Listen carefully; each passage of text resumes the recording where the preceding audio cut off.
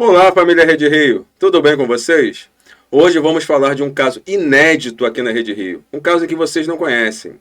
Vamos falar do caso Flor de Lis. E hoje com um convidado muito especial, um convidado que participou ativamente do julgamento, defendendo Flor de Lis.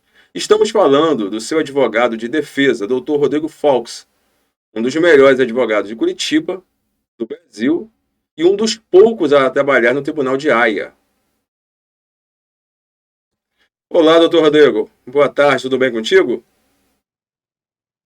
Boa tarde, Marconde. Boa tarde, todos os ouvintes, todos os participantes, espectadores da Rede Rio TV. Prazer estar aqui conversando com você mais uma vez, Marconde. Doutor Rodrigo, antes de mais nada, o seu currículo chama muito a atenção.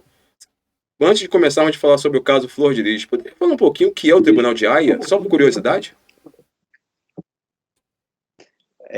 O Tribunal Penal Internacional, né, o tribunal também conhecido como Tribunal de Haia, é um tribunal permanente para o julgamento dos mais graves crimes que acontecem fora do mundo, né, principalmente os crimes de genocídio, crimes contra a humanidade, crimes de guerra e de agressão entre países.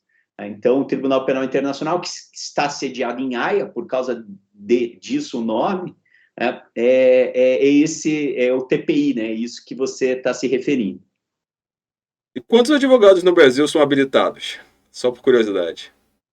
Olha, quando eu fui habilitado, faz uns 2 anos, tinha aqui no Brasil eu e o Fernando Fragoso, professor aí do Rio de Janeiro, que acabou falecendo. Então, eu não sei se teve mais algum advogado habilitado nesse tempo, mas se não, seria eu, né? Tem outros 14 na América do Sul, né? Mas aqui no Brasil, creio que seja eu, hoje em dia, o único habilitado. Perfeito. Doutor Rodrigo, que é pós-doutor em Direito, dá aula, veio do meio acadêmico, conhecedor exímio das leis e, por que não dizer, defensor de Flor de Lis. Doutor Rodrigo, vamos começar com as perguntas. O julgamento de Flor de Lis foi justo? Olha, na minha concepção, ele foi um julgamento longo, foi um julgamento difícil, junto com essa complexidade e essa demora, que eu diria assim, por conta da quantidade de testemunhas, de provas, de circunstâncias que aconteceram, foi um julgamento que nós conseguimos, no decorrer dele, apresentar as nossas provas, mas que aconteceram algumas situações que acabaram fugindo da normalidade, acabaram fugindo das normativas legais e que acabaram por prejudicar para que o resultado fosse inteiramente justo. Por que eu vou falar isso, né? Por que inteiramente justo? A defesa conseguiu apresentar de uma forma, eu acho que bastante clara para todos que lá estavam acompanhando, que o Ministério Público não conseguiu cumprir com o ônus que o Ministério Público tinha. A acusação não conseguiu cumprir com a comprovação absoluta de responsabilidade dos nossos clientes. 3 dos nossos clientes, que é o André, a Marzi e a Rayane, foram absolvidos. Eles foram absolvidos totalmente de todos os crimes que estavam imputados, que eram diversos crimes. Mas a Flor de Lis, não, ela foi condenada por um único voto, né? Dos 7 jurados foi 4-3 o resultado, então por um único voto ela foi condenada, e na minha concepção, esta condenação se deu por esses problemas, por essas nulidades que aconteceram no decorrer do julgamento, que afetaram esse resultado. Então, se essas nulidades não tivessem acontecido, certamente ela seria absolvida também. Vamos entender. O senhor teve 3 dos seus clientes, né? André, Marzi e Rayane absolvidos e Flor de Lis condenada.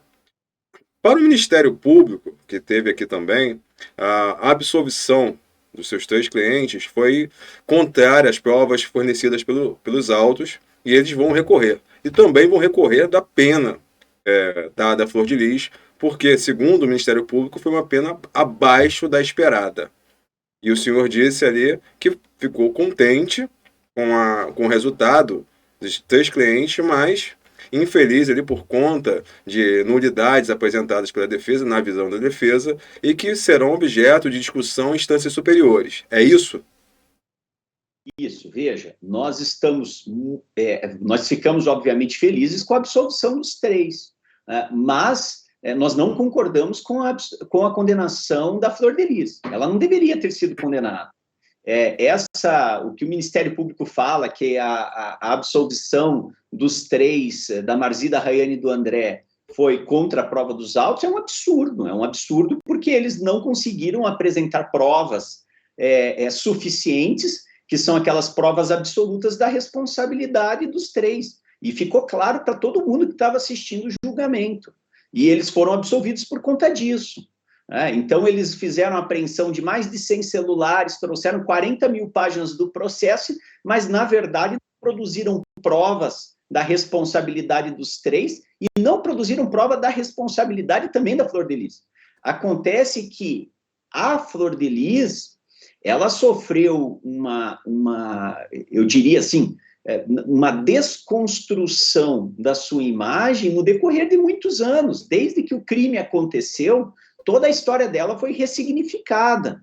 E, como vocês sabem, aliás, vocês acompanharam de perto, e eu acho que muitos dos espectadores, porque também refletem a própria sociedade, a Flor de Lis foi demonizada no decorrer de todo esse tempo. E quando você vai julgar alguém que foi demonizado, obviamente que é muito difícil você conseguir a absolvição. Mesmo assim, foi pela margem mínima, o que eu acho lamentável pelo próprio sistema brasileiro. Ela não deveria jamais ser condenada, ninguém poderia ser condenado por 4-3. Quando eu digo isso, vejam o modelo norte-americano, em que você tem 12 jurados, e se um apenas bate o pé, se um deles só, dos 11 querem condenar, e um só quer absolver, não tem condenação, não existe condenação. Então, todos esses filmes que todos nós assistimos, essas séries sobre júri, saibam que o sistema é desta forma, e na maioria dos países também é, né? O Brasil que tem essa particularidade de permitir, mesmo por uma margem mínima, que alguém seja condenado. E qual é o problema disso? O problema é que você tem a possibilidade de que erros aconteçam, como o erro da condenação da Flor de Lis. Para mim, é um típico caso de erro judiciário. Doutor Rodrigo, Flor de Lis foi condenada a mais de 50 anos, os outros 3 foram absolvidos. Aí vamos voltar um pouquinho. Temos ali o Marco Siqueira, a esposa dele, a Andréia, o Adriano e o Carlos, que foi, vamos colocar assim, absolvido, pegou a pena de 2 anos por associação criminosa, condenados. Tivemos no primeiro júri o filho Flávio e o filho adotivo Lucas, condenados. Tiveram uma defesa diferente da apresentada pela banca de defesa atual. Inclusive, a tese, o trabalho de defesa atual exercido pelo senhor e pela doutora Janeira Rocha, além do conjunto de advogados que estavam ali auxiliando os senhores, veio diferente da primeira bancada de defesa de Flor de Lis. Veio bem diferente, um caminho diferente, apontando ali supostos abusos cometidos por Anderson do Carmo, irregularidades no processo e demais itens. Mas nós tivemos ali condenações a gente pode falar do próprio Carlos, que pegou 2 anos e não tinha absolutamente nada contra ele. Essa é a verdade, na minha visão, uma visão leiga. E já contra os seus clientes, Marzi, André e Rayane nem tanto, mas Marzi e André, principalmente por conta dos áudios ali do homicídio tentado, mostrava ali uma certa materialidade. Eu estou enganado? Vejam, em relação a isso que você fala da Marzi e do André, os jurados entenderam de forma correta, né, que se tratava de uma tentativa que não aconteceu no ano anterior. Então, assim, muita coisa foi produzida no decorrer desses 2 anos, 3 anos desde que o crime aconteceu. Muitas fake news, muitos factoides, muitas situações que surgiram de pessoas que não têm nada a ver com o processo e que acabaram impactando a opinião pública e impactaram o que as pessoas acham. Então, normalmente, o que as pessoas acham, falam, isso daqui foi injusto, isso daqui foi injusto. Falam com base naquilo que foi produzida pela imprensa, que teve como base as hipóteses acusatórias da delegacia, né, que a gente chama de polícia judiciária, e da acusação. Mas perceba o seguinte, Marconde, isso que é muito importante, e a defesa estava falando isso, nós estávamos querendo ir para o júri, porque pela primeira vez também seriam produzidas provas defensivas. E era muito importante que os jurados pudessem não apenas ver as provas defensivas, mas também ver as provas acusatórias, que eram amplamente conhecidas, mas essas provas acusatórias passar pelo contraditório. O que é o contraditório? Pela nossa visão, pela nossa análise. Então, vejam, mesmo quando diversas pessoas foram ouvidas, por exemplo, o delegado Alan Duarte falou, a participação da Marzia estava provado principalmente porque ela tinha andado às 3 horas da manhã, etc. Isso era uma verdade no processo. Daí, no dia do julgamento, eu pude mostrar, abrindo o celular da Marzia, que era o mesmo aplicativo que ele tinha falado uma informação, que aquela informação era mentirosa. Então, vejam só a importância de você fazer um julgamento público, um julgamento em que passa pelo crivo do contraditório, da plenitude de defesa, para que realmente a verdade venha à tona.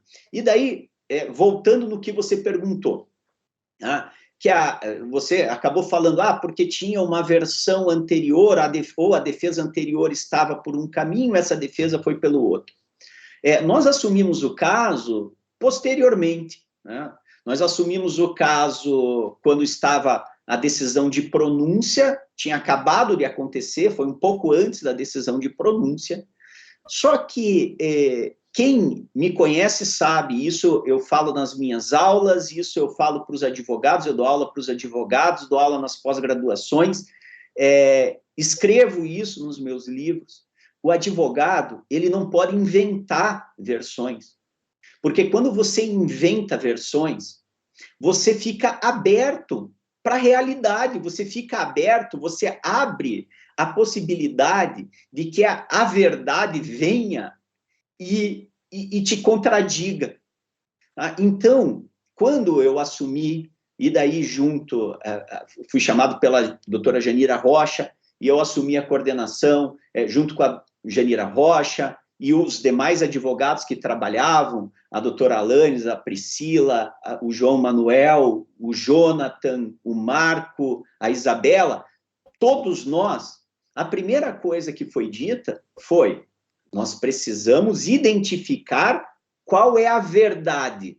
Não importa o que estão falando, não importa o que a opinião pública pensa, não importa quem querem proteger, se querem proteger o nome de alguém ou não. Nós precisamos descobrir o que realmente aconteceu. E, a partir da verdade, da realidade, fazer a nossa defesa. E é isso que eu sempre fiz. Então, nós descobrimos posteriormente que tinham os abusos. E vejam, os abusos, eles não servem para absolver ninguém. Mas os abusos servem para identificar a motivação do crime e descortinar todas as circunstâncias. E isso é um julgamento justo. Você ter um julgamento em que tudo é demonstrado perante os jurados, e os jurados possuem, a partir de então, os elementos para tomar uma decisão ponderada, uma decisão que leve em consideração todos os elementos. Nesse aspecto, a gente não pode fazer uma tração paralelo, então, já que você tem alguns que foram condenados, outros absolvidos, em um mesmo processo. Por que a diferença entre condenação de alguns e absolvição de outros? Já que estamos falando de um crime que todos são acusados da mesma forma, sendo a responsabilidade de cada um maior ou menor, mas na participação do mesmo crime. Por que temos essa condenação de alguns e a absolvição de outros?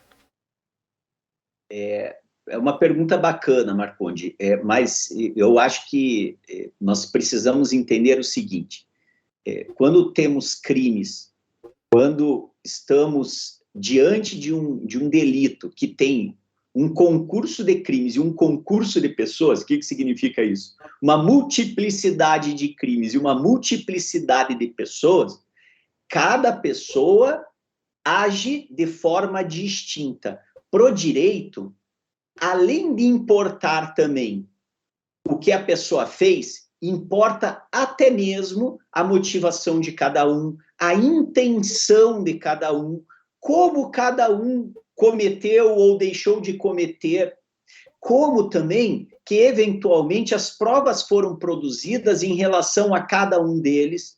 Então, vejam, neste processo, nós tínhamos 11, 12 pessoas que foram acusadas, né? Talvez você lembre melhor do que 9? eu aí. 9. Porque foram 5, 2 e 3. 11, não. 11. Por contando 11, a primeira 11. parte do primeiro processo com Flávio e Lucas. 11. Isso, com Flávio e com Lucas, 11. Então, vejam, eram 11 pessoas que foram acusadas. O Ministério Público, ele tem o dever de comprovar, sem sombra de dúvidas, a responsabilidade de cada um de forma individual. Neste processo de 11 pessoas, nós tivemos apenas 3 absolvições. Apenas 3. Né? Dos nossos 3 clientes, da Rayane, da Marzi e do André, que foram corretamente absolvidos. Agora, por que outros, eventualmente em circunstâncias similares, não foram nos outros julgamentos? Daí vai depender do que foi apresentado no júri, né, para os jurados, o trabalho da defesa, as circunstâncias gerais relacionadas a eles. Então, eu nem posso opinar por que X ou Y não foi absolvido. Por que o Carlos, como que você citou como exemplo, não foi absolvido? Não foi absolvido, não sei se ele deveria ser absolvido. São situações que os jurados analisaram e os jurados decidiram por tal situação, por tal decisão.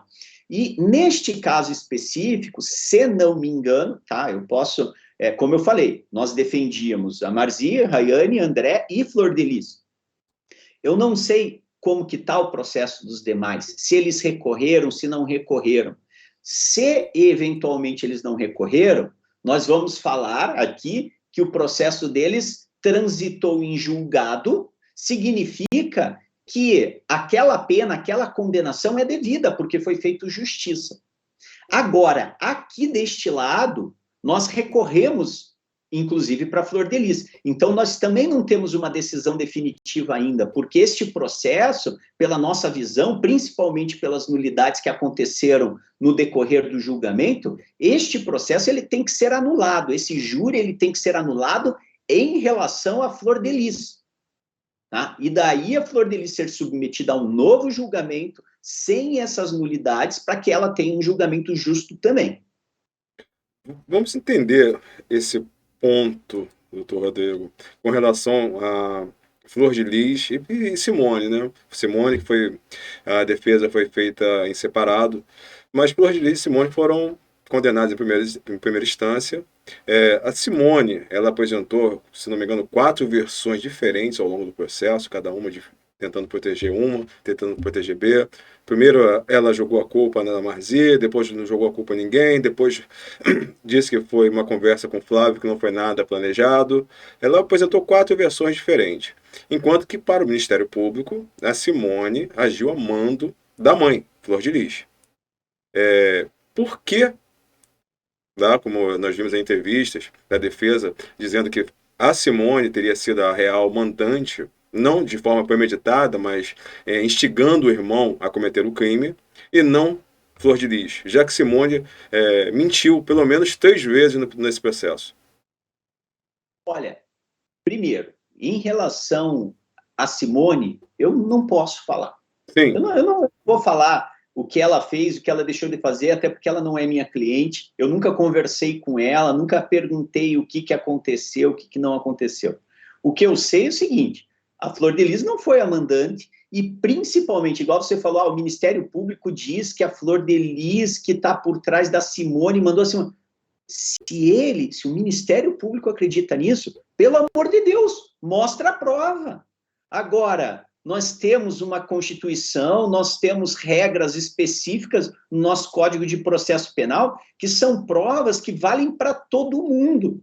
Que se você, Marconde, for acusado, se cada um dos espectadores for acusado de qualquer coisa, se envolver num acidente de trânsito quando estiver voltando para casa, se a tua casa for invadida e você precisar se defender, você vai passar por um processo, você vai ter as mesmas regras que todos têm, e você vai querer que essas regras sejam cumpridas, que esses direitos sejam cumpridos. É um absurdo o Ministério Público, a acusação, trazer essas versões e não provar, e achar que as pessoas têm que ser condenadas sem provas legítimas, sem provas efetivas, sem cumprir o ônus, o dever que eles têm de apresentar essas provas, além da dúvida razoável. O que é isso? De forma absoluta, não pode deixar dúvidas. Se eles acham, ou se eles têm prova de que a Flor de Lis mandou matar, então que apresentem essas provas, porque até hoje elas não vieram para o processo.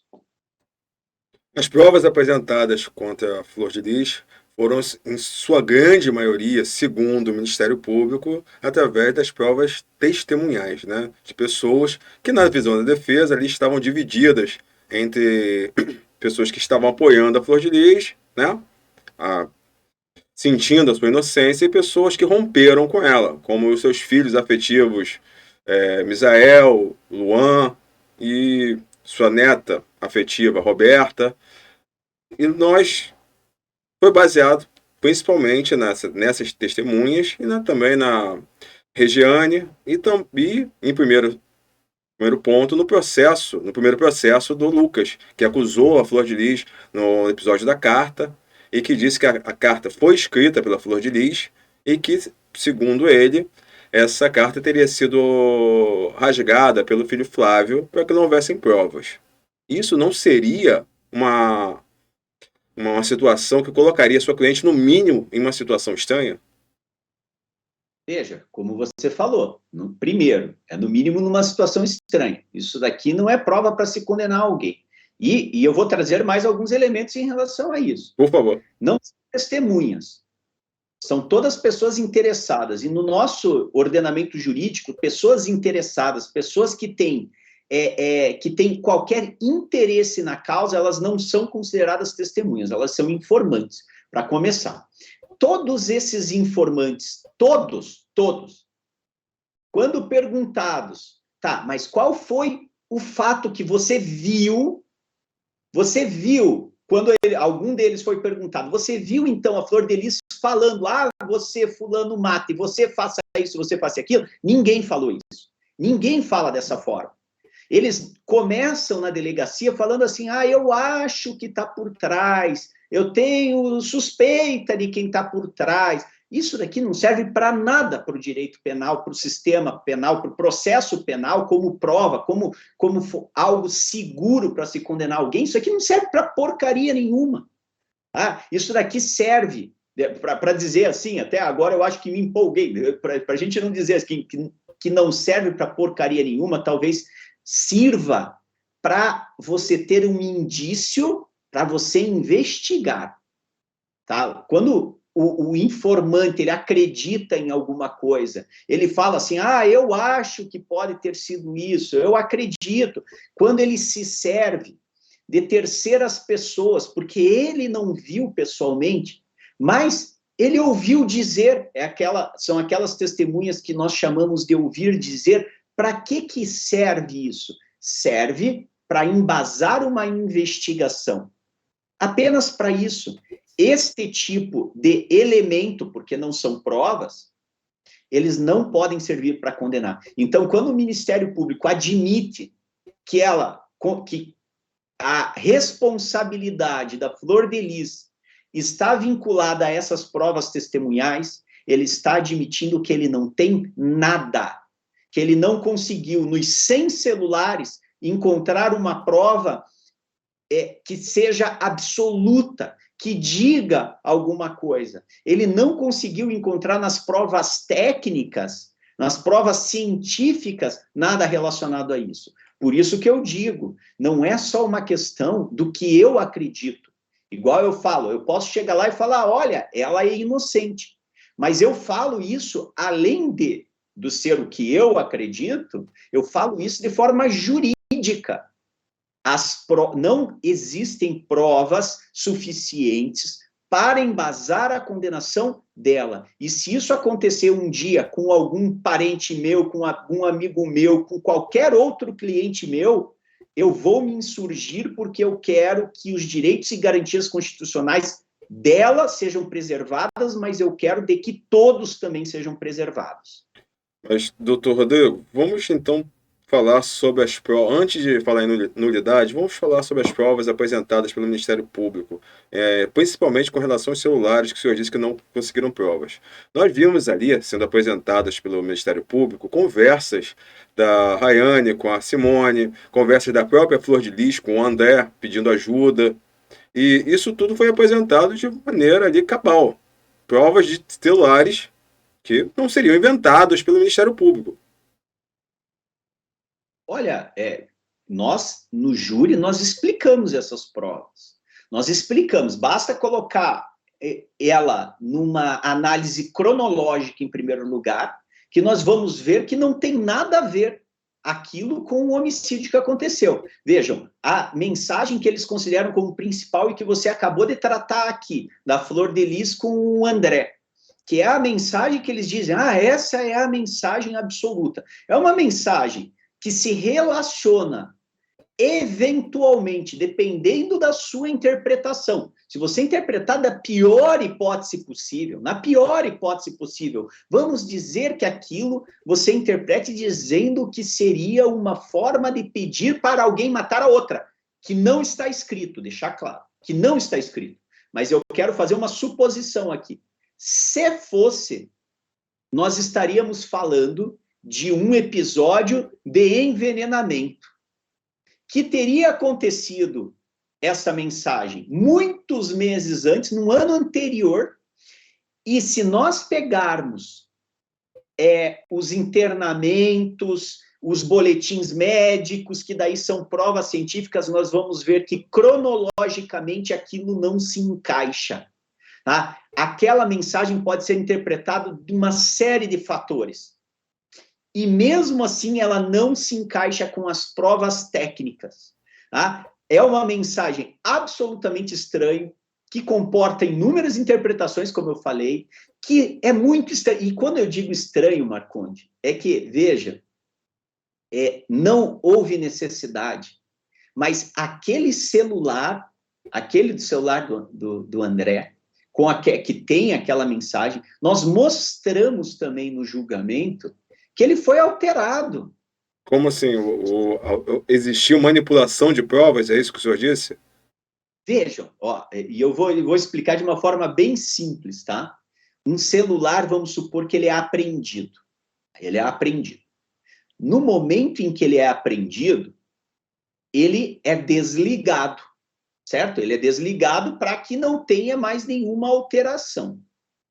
Ele é desligado, depois ele é levado para o laboratório, e esse laboratório tem que extrair as informações. Então, eles colocam lá no equipamento, aquele equipamento israelense, que extrai todas as informações. Então, vejam, para a gente garantir que não teve alteração, você tem o momento da apreensão, e do momento da apreensão até a extração, não pode haver nenhuma manipulação no celular. Senão quebraria a cadeia de custódia. Porque viola a cadeia de custódia.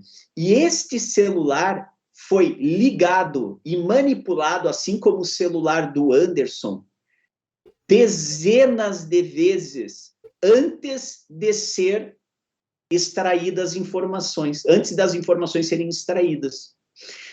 Ou seja, desde que ele foi apreendido até o momento em que ele foi extraído, mexeram muito nesse aparelho. Muito nesse aparelho.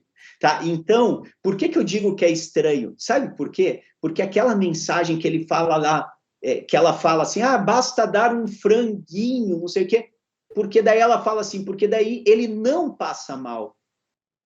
Ou ele fala assim, porque daí não tem problema. Ela usa uma expressão que não condiz com o restante da mensagem, se a hipótese da acusação fosse verdadeira. Então, na minha concepção, foram excluídas mensagens de lá, foram alteradas mensagens. Tá? Mas mesmo assim, independentemente de terem alterado ou não, aquela mensagem não prova nada. Não prova porque não é um pedido explícito, porque não é uma informação absoluta, aquilo não pode ser considerado como prova. E, além de tudo, tem prova de que foi alterado. Então, isso o Ministério Público dizer, tem essa conversa, encaixou exatamente na hipótese que eles estão falando, mas é uma hipótese que não está comprovada. Né? E aqui que é importante, Marcondes, para ninguém, em lugar nenhum do mundo, esse tipo de elemento serve como prova para condenar alguém. Em lugar nenhum do mundo. Tá? E não deveria ser assim no Brasil. Por isso que eu considero também que a condenação dela foi indevida. Tá, entendo. Mas o que eu não consigo compreender é por que a Polícia Civil ou o próprio Ministério Público faria a adulteração dessas provas. Eu não vejo sentido, a não ser se tivesse um ganho pessoal. É um ponto ali que, se a gente colocar isso em xeque, a gente está colocando em xeque ali todo o trabalho da polícia do Estado do Rio de Janeiro para qualquer julgamento. O senhor concorda? Eu acho que a gente está colocando em xeque, não para qualquer julgamento, naqueles julgamentos, naquelas provas em que as provas são alteradas. Vejam, nós temos regras que são válidas, que estão na lei, que têm que ser cumpridas. A lei não está escrito assim, temos que cumprir todas as normas, temos que garantir a cadeia de custódia, não podemos mexer no celular de ninguém até a extração, exceto no caso da Flor de Lis. Não está escrito isso na lei. Na lei está escrito que nós temos que preservar as provas para todo mundo. Então, qual é o intuito deles terem mexido? Isso daí, Marcondes, a gente vai ter que perguntar pro Ministério Público, porque ficou...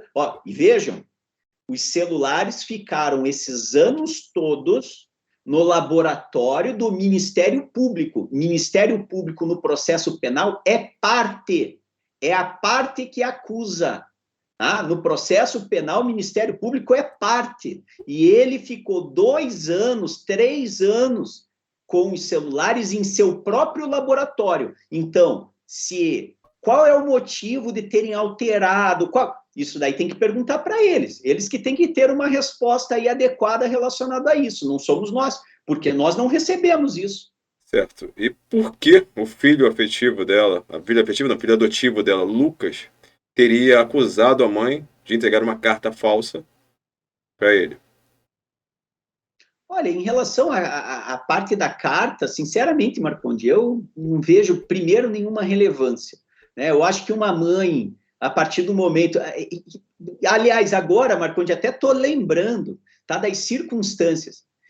O que eu sugiro para você, tá? Porque vocês gostam de também analisar todas as provas. Aliás, a Rede Rio, né, dissecou todo o processo. Então, eu vou sugerir para vocês, para que vocês leiam toda a conversa entre Andréia e Flor de Lis.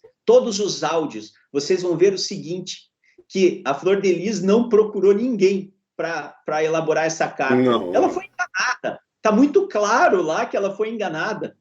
Que, vejam, as pessoas, claro, achavam que podiam tirar. Aliás, se vocês tiverem acesso ao celular da Flor de Lis, vocês vão ver a quantidade de pessoas que tentaram extorquí-la. Tá? Então, todo mundo achava que podia tirar dinheiro dela e daí armava alguma coisa. Essa questão da carta foi armada por outras pessoas, não foi pela Flor de Lis. Mas, independentemente disso, isso não diz nada, vejam o que eu estou falando, isso não é nenhuma prova de, por exemplo, ela ter cometido o crime de homicídio. Isso daí, no máximo, pode ser considerado, se for comprovado que ela sabia que a carta era falsa ou alguma coisa, ela tem que ser responsabilizada por uma falsidade daquela carta. Mas não tem nada a ver com homicídio. Tá? Mas eu acho muito interessante dar uma olhada. Eu posso passar para vocês, até porque essa prova é pública, eu posso passar, aliás, esta foi uma das situações que a doutora Janira Rocha tentou ler na integralidade a conversa e foi proibida, porque lendo integralmente a conversa, nós comprovaríamos que ela não tinha nada a ver com essa situação na carta, que ela foi enganada nessa situação da carta para poder ter que dar dinheiro. Mas é uma situação que, dentro do quadro, né, eu acho que é uma situação de menor relevância, porque o mais importante é em relação ao homicídio. Né? Ok. E última coisa, né, Marconde? Desculpa te cortar. Não é que isso. Por que o Lucas falou isso? Por que o Lucas falou aquilo? Basta ver quantos anos o Lucas pegou por uma suposta colaboração premiada, tá? Que foi dito que ele fez colaboração premiada. O que é uma colaboração premiada? Colaboração premiada é quando você faz um acordo, né? E nós temos milhares de exemplos, não só no Brasil, como no mundo todo, de que quem faz acordo para se livrar de alguma coisa fala o que o acusador quiser. Você fala o que o acusador quiser, você vai ter uma pena menor. O que você quer que eu fale? Eu quero que fale que foi fulano de tal, ciclano. Você fala e pronto, tá? Porque você não precisa provar, né? Está escrito que foi colaboração premiada, a defesa pediu acesso a essa colaboração premiada, o judiciário disse que não foi uma colaboração premiada. Mas, Marconde, se você pegar a sentença lá do Lucas, vai estar escrito que ele fez colaboração premiada. E daí, mais uma vez, a defesa pediu acesso à colaboração premiada, foi dito pelo judiciário que não existiu colaboração premiada. É uma situação muito delicada, né? Mas, então, por que o Lucas falou isso? Por que o Lucas falou aquilo? A resposta está na sentença dele.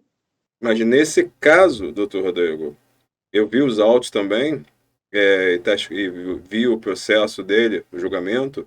A juíza disse que ele colaborou com o processo e com as investigações, que ele colaborou. Ele fez ali, passou todas as suas informações ali e não escondeu nada, segundo a própria juíza e o Ministério Público. Mas não teve nenhum acordo ali escrito ou que esteja no processo de colaboração premiada, ou delação premiada, ou qualquer coisa do tipo. Ela apenas fez uma menção que ele colaborou efetivamente, dando todas as informações que eram pertinentes, segundo ele, segundo o Lucas, para o bom andamento do processo. Acho que nesse ponto ali é que o entendimento dessa colaboração, que para uns pode ser uma colaboração premiada, e que para outros foi pura e simplesmente ele não esconder nada. Então, ali fica implícito ali para o entendimento de cada um. Estou errado? Então, veja o seguinte, a pessoa diz assim, né, o Lucas, ok, eu participei da morte, ele foi acusado de ser coautor, né, ele foi o executor junto com o Flávio, daí eu falo tudo o que aconteceu exatamente. Daí, o que não falou, tudo, recebe 30 anos. Eu que falei, recebo 7 anos. Isso... Meu caro, não está no código. Se você tem uma confissão, por exemplo, você tem uma atenuante, aquilo que a gente chama de atenuante do artigo 65. você tem uma diminuição de 1/6 da pena. Então, se a tua pena lá é de 15, 20 anos, vai diminuir uns 4 anos, uns 3 anos. Não vai diminuir a pena em 70%. Isso daí é uma explicação que não tem fundamento no nosso ordenamento jurídico. E, mais uma vez, veja a sentença. A sentença está escrito expressamente colaboração premiada. Eu não estou inventando o termo, tá? Está escrito expressamente colaboração premiada. Eu não estou inventando nada aqui, não. Tá? Então, assim, a partir do momento que a pessoa colabora para ter uma diminuição, mais uma vez, isso aqui é sabido. Tá? Ela colabora, ela fala aquilo que os acusadores querem que ela fale. Mas só para fazer um adendo, o Lucas, na verdade, pegou 18 anos, mas por ser menor de 21 teve a pena reduzida, aí por ter colaborado teve a pena reduzida, mas a pena dele real foi 18 anos. E com as reduções ficou em 9 anos. Porque ele ficou com 7,5, mas depois, por ser a pessoa ali ascendente direto, teve um aumento de pena depois, uma hora depois na sentada, quando a juíza deu 7,5 anos, o Ministério Público recorreu e falou, não, mas aqui, ou o assistente de acusação, não lembro bem, não, mas ele tem o ascendente direto, então foi incrementado, aí ele ficou com 9 anos. Mas a pena dele seria no caso de 18, mas por ser menor de idade, aí você tem uma diminuição de pena, por ter colaborado, a atenuante. Seria isso. Diminuição de pena é mais uma atenuante, como eu falei, é 1/6 da pena. Marconde, a conta não fecha, tá? E de qualquer forma, o que eu estou falando aqui é a pena dele. A pena dele foi 7 anos lá no Tribunal do Júri. Depois, o Tribunal de Justiça, em sede de apelação, aumentou. Mas quando ele fechou esse acordo de colaboração premiada, que foi no decorrer do processo, que foi no júri, a pena dele foi de 7 anos.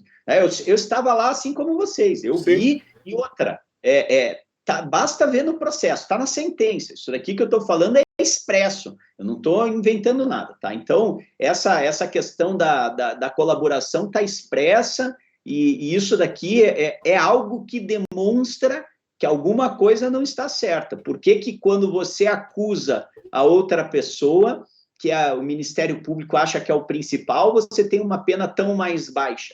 Isso aqui não faz sentido, né? Ainda mais quando você não apresenta provas, você só fala, tua palavra é fácil, quando você está lascado, quando você sabe que você vai para a cadeia, qualquer 1 ano a menos, você vai se apegar, obviamente, né? Então, se apresenta uma possibilidade disso, você se apega, pronto.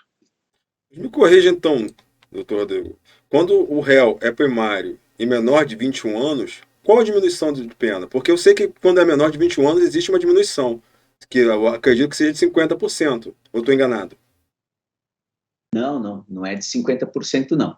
Veja, se não me engano, é no artigo 65 do Código Penal, diz assim, consideram-se causas atenuantes. Se o sujeito cometeu o crime e ele era menor de 21 anos na época do fato, ou maior de 70 anos na data da sentença, ele tem uma atenuante. Se ele confessa, ele tem uma outra atenuante.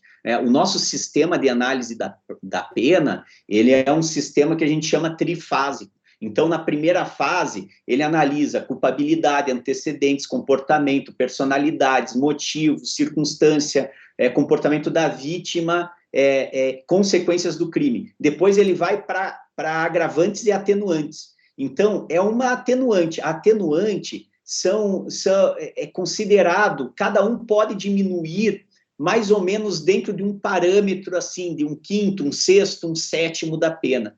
No caso dele, por exemplo, se ele tem 2 atenuantes, pode ser uma só considerada, como pode ser considerada 2. Mas isso não chega nunca nessa quantidade de pena que foi dada. Claro, foi dada uma quantidade de pena para ele, e eu vou deixar claro aqui, não é que a gente acha que a pena dele tinha que ser mais alta, não.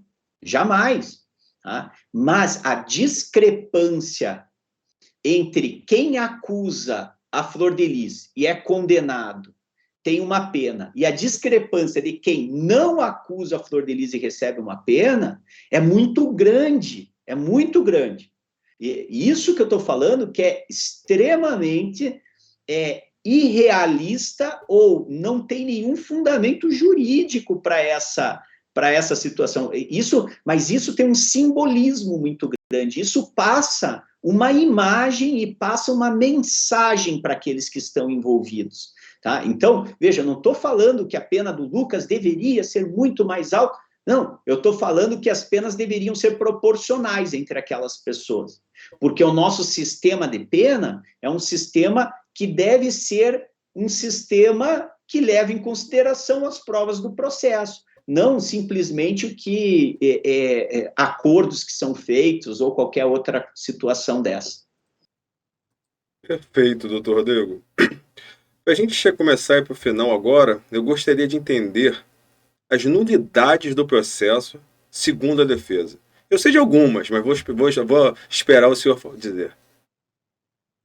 Vejam, nós estamos em fase de elaboração das razões, né? Nós, primeiros, juridicamente, né, a parte chata, né? Primeiro a gente fala que a gente quer recorrer, e daí a gente tem um prazo para falar quais são as razões desse recurso, né? Nós identificamos 18 nulidades até aqui nesse julgamento, né? Um julgamento, claro, como eu falei, complexo, um julgamento longo, um julgamento cansativo, e óbvio que tem algumas situações que podem acontecer, sim, mas tem outras que jamais poderiam acontecer. Quais seriam essas? As duas, que eu vou dizer assim, principais, que são duas que está muito comprovado, que veja, que não tem nem como você se defender delas, por lutas. A primeira delas, o Ministério Público utilizou um documento perante os jurados, que foi um documento que a defesa não teve acesso. A defesa não teve acesso. Naquele momento, inclusive, vejam como é um processo muito grande, né? Um processo com mais de 40 mil páginas. Então, na hora que o Ministério Público começava a usar um documento, uma das nossas advogadas, a Alanis, era responsável por isso, ela foi buscar no catálogo, um catálogo que demorou, que tinha milhares de documentos, e nós percebemos que aquele documento não foi dado para a defesa. Então, na hora, nós fomos até a juíza, né, nós falamos, olha, esse documento não está sendo. Daí, naquele momento, inclusive, ela paralisou o julgamento, mandou chamar, inclusive, o escrivão, né, o funcionário público responsável por isso. O escrivão veio, analisou, foi no cartório, verificou o HD, verificou o arquivo de origem, e ele, com todas as letras, ele afirmou que a defesa não recebeu o arquivo que foi utilizado pela acusação. Então, veja, isso viola diretamente aquilo que a gente chama de plenitude de defesa, do contraditório, como é que o Ministério Público utiliza um documento que nós não tivemos acesso. Isso é básico. No nosso ordenamento jurídico não é permitido esse tipo de coisa. Tá? Então, esta nulidade, ela está absolutamente comprovada, está no processo, porque a defesa pediu, e o Ministério Público utilizou. A segunda nulidade, Marconde, é relacionado ao assistente de acusação, que o assistente de acusação, durante 3 oportunidades, quando ele estava sustentando, ele criticou, ele utilizou como argumento de autoridade em prejuízo dos acusados, da acusada Flor de Lis, o fato dela ter ficado em silêncio, dela não ter respondido às perguntas da juíza e às perguntas da acusação. E o nosso Código de Processo Penal, ele tem um artigo específico para isso, em que ele diz com todas as letras que as partes, é o artigo 478, ele diz com todas as letras, as partes não podem fazer menção ao silêncio do acusado em seu prejuízo. Marconde, é algo que é básico. Veja, eu não, claro que eu não incrimino, ou não estou criticando aqui o assistente de acusação, até porque nós estávamos no último dia do julgamento, sem dormir. O último dia do julgamento levou 23 horas. Né? Então, óbvio que num determinado momento, no calor da emoção, a pessoa fala algumas coisas e pode falar algumas coisas que mesmo um advogado experiente não percebe, como é o caso dele, não percebe que é uma situação que ele não poderia ter feito, né? Mas no momento em que ele falou, nós percebemos que era uma situação proibida, que é um argumento que causa um prejuízo muito grande para a defesa, porque os jurados não entendem o que é o direito ao silêncio, e na hora também fui até a juíza Neares, expliquei para ela qual era a nulidade, ela mandou constar em ata, obviamente, e eu entendo até que ela não iria, naquele momento, acabar com o júri no último dia, nos 45 do segundo tempo. Veja que situação desagradável até para a imagem do judiciário. Então, eu consigo entender isso, mas é uma nulidade que não tem como fugir, é algo que o júri vai ser anulado por conta disso. Doutor Rodrigo, deixei minha última pergunta para o final. Acho que uma pergunta-chave bem polêmica. Então, deixei essa pergunta por último. Quando é realizado ali a escolha das testemunhas ou informantes trazidos pela defesa, essas pessoas, elas são treinadas? Vejam, em alguns ordenamentos jurídicos, elas são treinadas, né? Mas o treinamento que, por exemplo, acontece nos Estados Unidos, não pode ser um treinamento relacionado a informações que são dadas. A testemunha jamais pode mentir. Tá? Aqui no Brasil, elas são treinadas. Aqui nós temos essa possibilidade, mas no caso da Flor de Lis, elas não foram treinadas. O que aconteceu foi que foi feito, e isso foi explicado no júri, então não tem nenhum problema de dizer, mas é importante que os advogados, dentro dessa sua competência de investigação defensiva, fale com as testemunhas para que não sejam surpreendidas por ela. Mas jamais os advogados, e neste caso a investigação defensiva ficou a cargo da doutora Janira Rocha, e tudo isso foi gravado, inclusive, para que não tivesse também nenhum tipo de problema, todas essas testemunhas sempre foram alertadas que elas têm que falar a verdade. E isso é o mais importante, independentemente, vejam, delas não serem testemunhas, independentemente delas serem apenas informantes e sequer prestarem o compromisso de falar a verdade. Mesmo assim, nós sempre pedimos para que as testemunhas falem a verdade. Isso é o mais importante, porque, vejam, se a testemunha mente, se o informante mente, se o acusado mente, é o que eu falei no início, se o advogado vem e mente, isso abre um flanco, isso abre uma lacuna na defesa, isso pode servir de mote para uma condenação indevida. Então, nós temos sempre que trabalhar com a realidade, que trabalhar com a verdade. Eu perguntei isso por quê? Vou explicar. No testemunho da Tayane, ela deu seu testemunho lá, foi perguntada, foi inquirida, e ela saiu normalmente e chegou junto aos seus familiares e falou lá: viu como foi? Cheguei arrebentando, dei boa tarde, boa noite para todo mundo, rindo e conversando normalmente. Isso ninguém me contou, eu estava presente, estava escutando. E ela conversando com seus familiares, e uma outra testemunha, não vou nem citar o nome dele aqui não, tá? Mas uma outra testemunha me disse o seguinte: eu não sei como eu vou fazer depois. Não me falaram se era para eu chorar no início, se era para eu chorar depois, se era para eu chorar antes. Isso eu escutei. Isso faz parte de um treinamento para impressionar os jurados? Por isso eu perguntei do treinamento. Marconde, eu acho que isso você mesmo respondeu. Você citando a testemunha, você falou: não me falaram se eu tenho que chorar antes, depois, durante. Claro, não falaram, ninguém vai falar esse tipo de coisa. Isso não faz parte de uma investigação defensiva, isso não faz parte de você tentar entender o que aconteceu. Então, e em relação a isso, na tua própria pergunta, eu acho, na tua própria explicação, você deu a resposta. Ninguém fala: você tem que fazer isso, você tem que fazer aquilo. Por quê?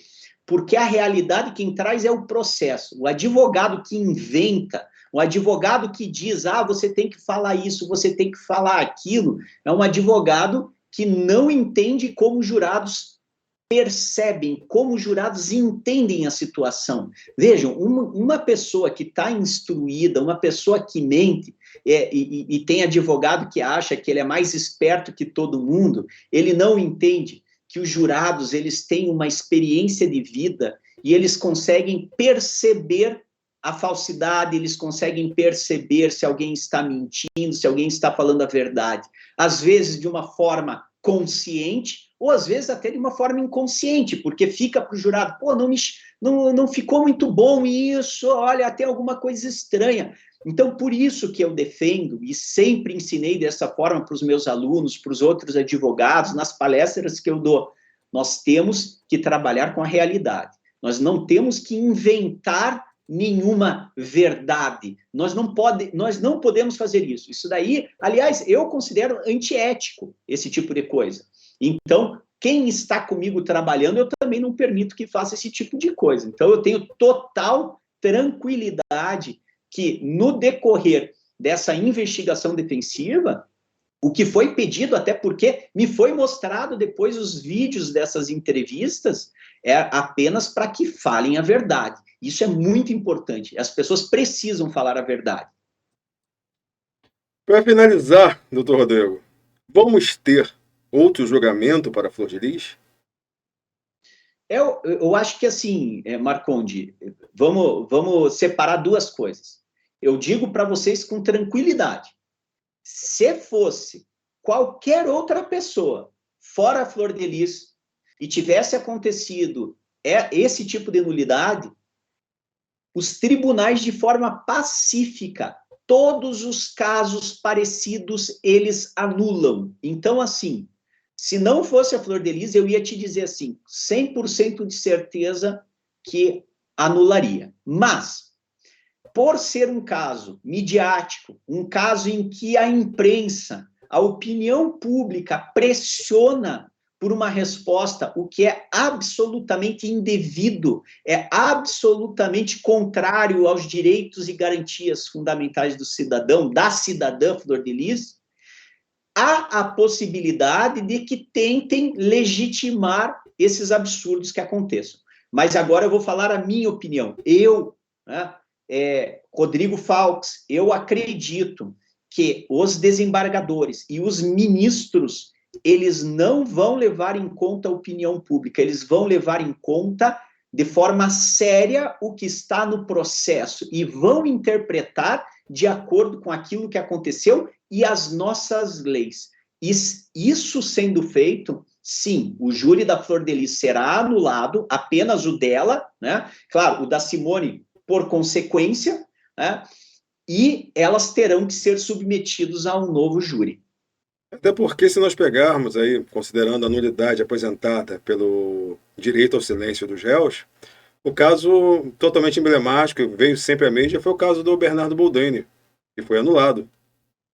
Foi anulado, exatamente. Vejam, o caso da Boate Kiss também foi anulado. Os desembargadores tiveram a coragem de, mesmo com toda a opinião pública contra, anular. E é isso que nós esperamos. Eu espero que aconteça isso. E eu tenho certeza que os desembargadores e os ministros, eles não têm interesse num julgamento injusto. Vejam, e eu sempre falo isso, independentemente do resultado, se a pessoa é condenada ou inocente, nós precisamos que esse processo, o andamento desse processo e o julgamento dela tenha sido justo, porque somente assim nós teremos uma pena ou uma decisão ou uma absolvição legítima. Muito obrigado, doutor Rodrigo. O senhor vai me fazer passar mais dias no Tribunal de Niterói aqui, se ele for anulado, né? Muito obrigado por essa notícia. Marconde, eu agradeço, como eu tinha prometido, eu não pude falar com vocês antes, porque no decorrer do julgamento e antes do julgamento, nós passamos por uma fase de estudo muito grande, de preparação muito grande, e era praticamente impossível falar com a imprensa, e eu peço desculpas de eu não ter vindo antes falar com vocês. eu considero muito e parabenizo e valorizo o trabalho que vocês fazem. Eu acho que é importantíssimo também. Nós temos vários meios de imprensa, seja na internet, nas redes sociais, na imprensa tradicional, não importa, mas é muito importante esse trabalho que vocês fazem. Então, quero parabenizá-los por esse trabalho, você, a Fernanda, e dizer que eu queria ter vindo antes, só pude vir agora, mas estou cumprindo aqui a minha palavra de, depois do julgamento, ter podido falar com vocês e esclarecido algumas questões. Tá? Muito obrigado pela oportunidade, Marconde, desejo aí um ótimo final de ano para vocês e para todos os ouvintes aí, os espectadores também. Nós que agradecemos, doutor Rodrigo. Eu não poderia deixar de parabenizar o seu trabalho, que foi um trabalho muito bonito de se ver lá no Tribunal do Júri, e principalmente de enviar meus parabéns e também admiração para sua colega, a doutora Janira Rocha, que no desenrolar desse caso, eu enxerguei nela uma... Como é que eu posso colocar aqui? Um aprendizado e um aumento de capacidade absurdo entre a doutora Janira, que começou esse caso, que eu enxerguei, e a doutora Janira, que se apresentou no Tribunal do Júri. São outras pessoas. Num curto espaço de tempo, ela mostrou uma destreza e uma afinidade ao trabalho jurídico que poucas pessoas, ao meu ver, apresentam. Então, meus parabéns a ela. E ao senhor, que já é pós-doutor, então não conta, mas a doutora Janira começou agora.